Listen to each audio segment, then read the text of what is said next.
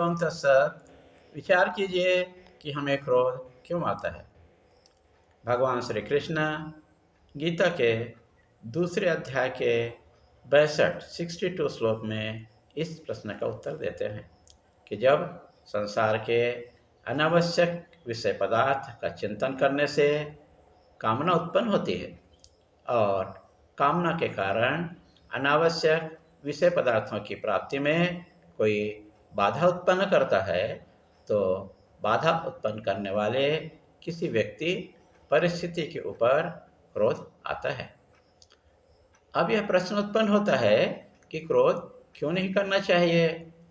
इस प्रश्न का उत्तर भगवान श्री कृष्ण गीता के दूसरे अध्याय के 63 श्लोक में देते हैं कि कामना से क्रोध उत्पन्न होता है और क्रोध से मोह और मोह से बुद्धि का नाश हो जाता है।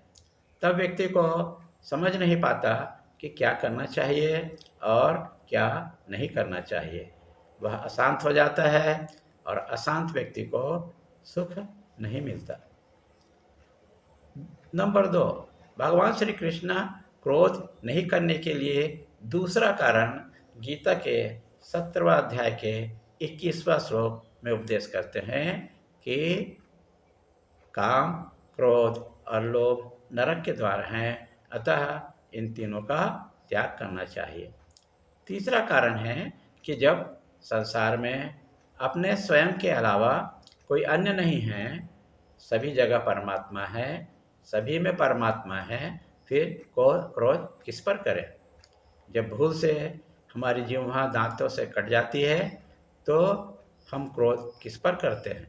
ना अपने दांत पर, ना अपने जिह्वा पर, ना ही अपने शरीर पर, क्योंकि ये तीनों अपने हैं, दूसरे नहीं हैं। वैसा ही विचार कीजिए कि जब संसार में मेरे सिवाय कोई दूसरा नहीं है तो क्रोध किस पर करें। अर्थात क्रोध उत्पन्न ही नहीं होगा। इस प्रकार जब सब में मैं हूँ और मेरे सिवा कोई नहीं है तो फिर हम किससे लड़ेंगे और किससे भयभीत होंगे।